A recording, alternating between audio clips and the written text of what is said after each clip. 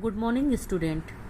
Today we will learn the poem A Photograph. This poem is written by Shirley Toshan.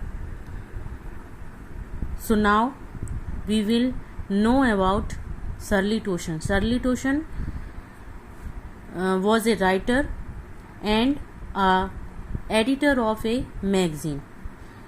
She was born 20th May 1924 in England.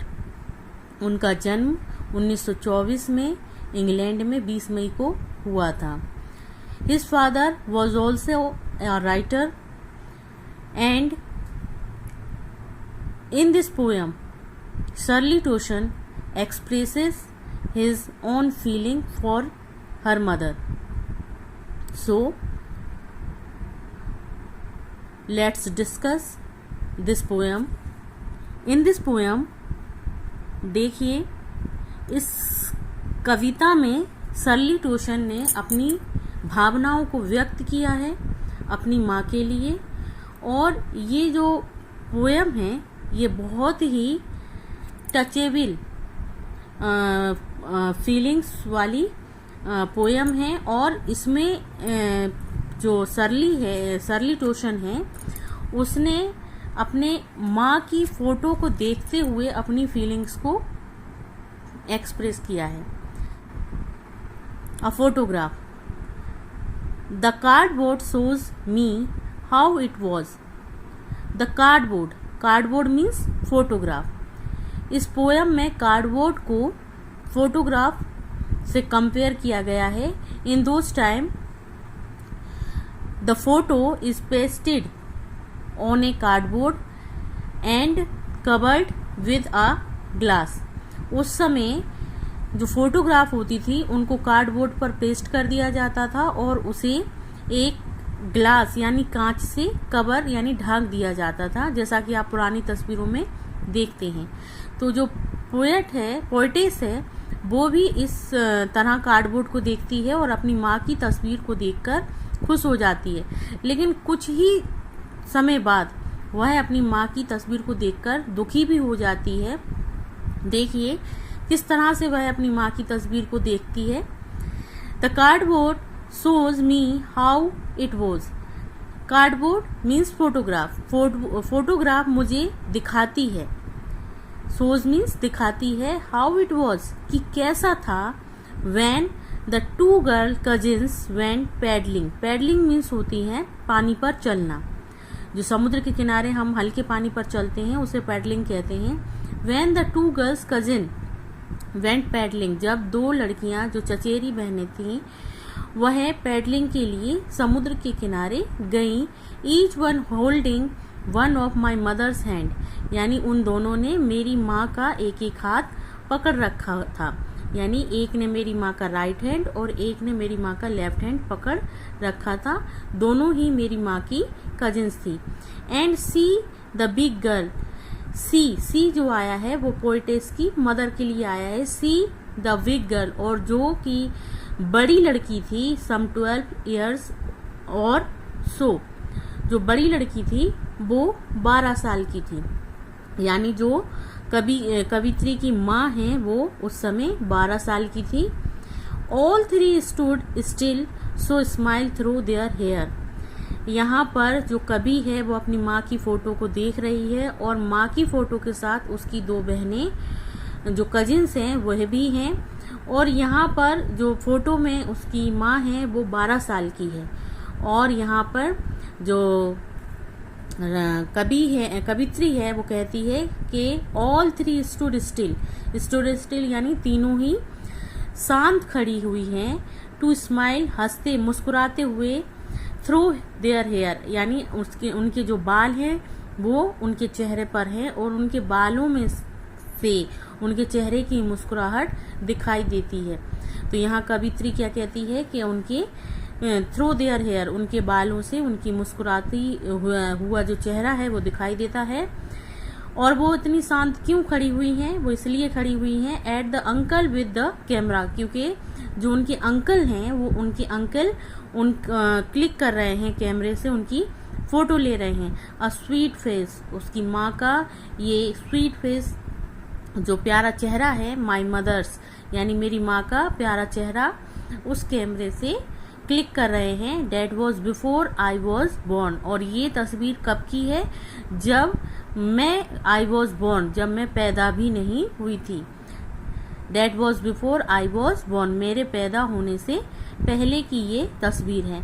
And the sea which appears to have changed less, और ये जो समुद्र है वो कैसा दिखाई देता है? एपियर्स मीन्स दिखाई पड़ता है, टू हैव चेंज्ड लेस जैसे उसमें कोई भी बदलाव नहीं हुआ है। लेस मीन्स यानी बदलाव ना के बराबर हुआ है।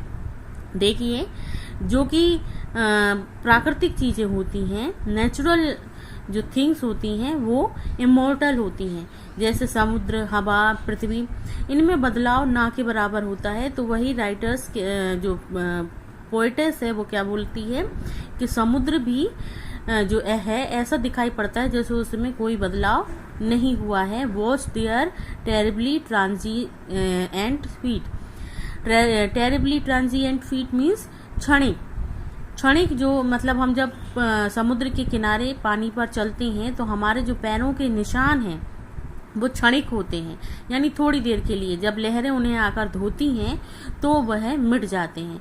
तो समुद्र जो है वो मेरी माँ के और उनके जो कजिन्स के ट्रांजिएंट यानी जो क्षणिक निशान है उनको धो रहा है, यानी उनके उन पैरों को धो रहा है जो क्षणिक हैं। ठीक है, आगे हम देखते हैं। आगे पोएटिस कहती है सम 20-30 ईयर्स लेटर, यानी आज जब मेरी माँ जो है इस फोटो को देख रही है, जब मेरी माँ ने ये फोटो खिंचवाई थी तब उनकी उम्र क्या थी? 12 वर्ष थी। लेकिन सम 20 और 30 यानी करीब 20-30 साल बाद, यानी 20 और 30 में अगर हम 12 को प्लस करें तो मेरी माँ की जो एज है वो उस समय कितनी होगी जब वह इस फोटो को देख रही होगी? 32 या 42 साल।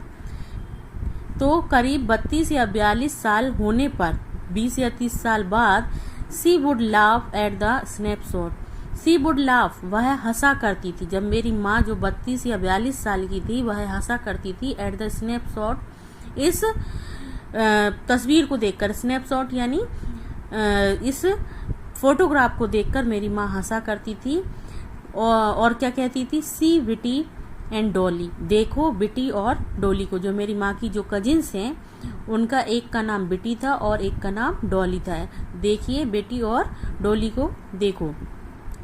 सी वुड से, वह कहा करती थी, and look how they dress us for the beach, और देखो उन्होंने हमें बीच के लिए कैसा ड्रेस्ड किया है, यानी कैसे कपड़े पहनाए हैं। द सी हॉलीडे, ये एक सी हॉलीडे था। वॉज हर पास्ट, जो उनका पास्ट था, मेरी माँ का पास्ट था उनका ये सी हॉलीडे। माइन इज, और मेरा पास्ट है हर लाफ्टर, उनकी हंसी। यहाँ पोएटिस क्या कहती है कि मेरी माँ इस फोटो को जब देखती थी तो वो हंसती थी और ये फोटो उनके लिए उनका पास्ट था।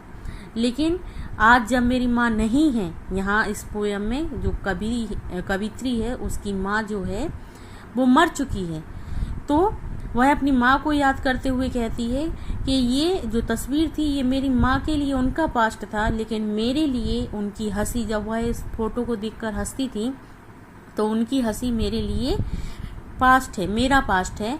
बोथ राई with the levered is of loss, और बोथ राई मीन्स होता है ऐठ जाना, थोड़ा मन में महसूस होना, एक ऐठन सी महसूस होना, किसी चीज को किसी बात को लेकर दुखी होना, उसके लिए ये राई वर्ड यूज किया गया है। With the levered is of loss, हम दोनों का ही लॉस हो चुका है। यहाँ पर कभी दुखी होते हुए बोल रही है, मेरी माँ और मेरा दोनों का ही लॉस हो चुका है। लेवर्ड इज जो वर्ड आया है, लेवर्ड मीन्स हमने बहुत मेहनत की, इज मीन्स कंफर्ट के लिए, उस लॉस को पूरा करने के लिए जो हम दोनों ने ही खो दिया है, जो समय हम दोनों ने ही खो दिया, उसको पूरा करने के लिए हमने कड़ी मेहनत की। यानी मेरी माँ जो है उस फोटो को देखकर खुश होती थी और मैं अपनी माँ की हंसी को देखकर खुश होती थी। लेकिन आज जब मेरी माँ नहीं है तो मेरी माँ के लिए लॉस क्या हुआ